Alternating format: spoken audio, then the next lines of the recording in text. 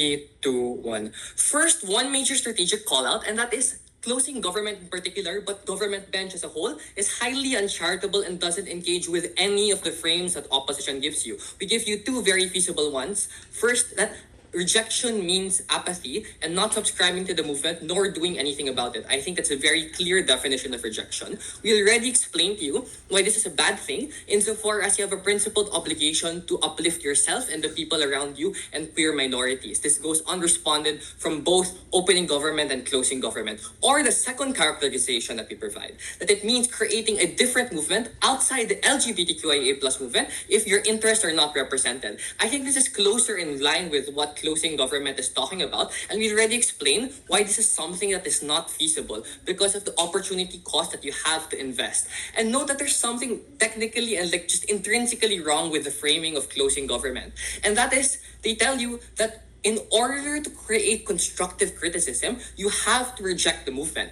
In other words, they're saying it is impossible to make comments or revisions about a movement while still being in said movement. This is akin to me saying that if I am in the feminist movement, I cannot say, okay, maybe we should adjust our social media campaigns a bit to adjust the focus of our initiatives, and that suddenly means that I am no longer feminist. This is the logic coming from closing government, and this is why you cannot buy their case. They create this impossible between a rock and a hard place dynamic that is inherently uncharitable. But nonetheless, I will engage with their point.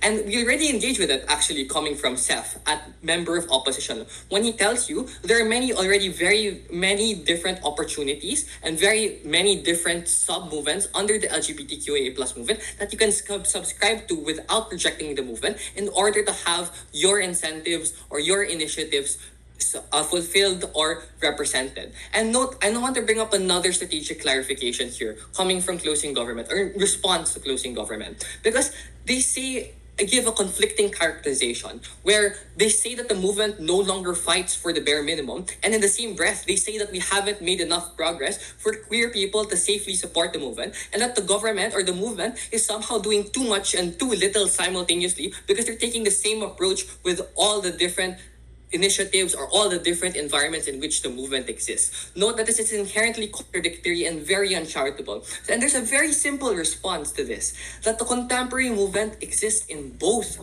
first world countries, where the movement is aiming for widespread acceptance because they've already done the bare minimum, and third world countries or conservative countries that are hostile to queer people, where structural change is still needed and survival is not guaranteed. Yes, these are two very different environments, but it is very rigid for closing government to assume that the contemporary movement is not flexible and able to adapt. For example, I think the contemporary movement in conservative countries will still prioritize the safety of their constituents over pursuing structural change if it means it's at the cost of the safety of the people on the ground. For example, maybe that means that supporting the LGBTQIA plus movement in the Middle East means not tattling on your neighbor that you found out is lesbian to the government so they aren't imprisoned and murdered or tortured.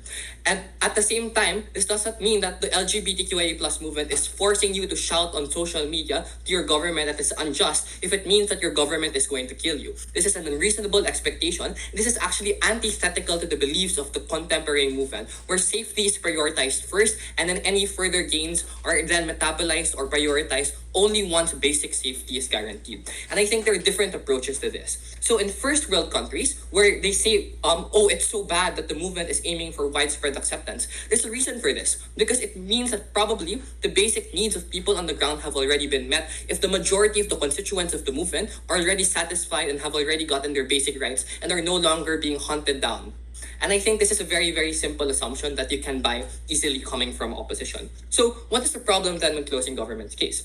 It's that if rejection is to not agree with the approaches of the movement and the pre-existing approaches of the movement, they have to systematically reject all the different sub-movements of the LGBTQIA plus movement. This means that you cannot support the mainstream movement and you cannot support the radical movement, because to reject it means that none of the options that you currently are on the table are working for you. Note that this is precisely what both government benches say, by the way. They say that there is a need to reject the movement because your incentives or your goals are not being represented by the movement. But when we already explained to you coming from opposition that there's so many different layers and movements, if you are trans, you have the trans movement. If you're gay, there are gay initiatives for gay people. If you're lesbian, there are uniquely like movements for sapphic people, for example. These are things that have already been diversified, and that is the point actually of the contemporary movement. The contemporary shift is that we recognize that there is intersectionality and that there are very many different approaches to achieving to what people need,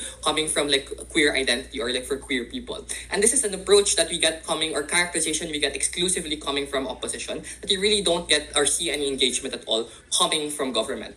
And when we aren't able to explain why it is justified to reject all these pre-existing ways to have your initiatives and goals represented, and I don't see why you should buy their case. And I also don't see why you should buy their case of rejecting the movement in its entirety when there's no clear characterization of how you're able to achieve your own goals outside of the movement. Before I move on, I'll take a POI. 5, OG, 4. rejection is the only catalyst for change because the one who controls the narratives are the one who has more reputation within the movement and the rich, i.e. corporations, not the average queer individual. How can you incentivize change on your side within the movement then? I've already explained to you why A, corporations are not necessarily part of the movement, but B, even if they are, why we're willing to accept that, and C, why even if you have to trade off some initial small benefits, you're only able to get widespread structural change if you get large amounts of widespread recognition. This is something that they have to engage with. But then also, at the same time, you still need to engage with their point that you can provide constructive criticism that is able to improve the movement without rejecting it in its entirety. And this is a very important just major response that is missing from all government teams. But even if you don't buy this frame coming from opposition, we already explained to you that even if this is about constructive criticism, you have the horror of radicalization and further fragmentation.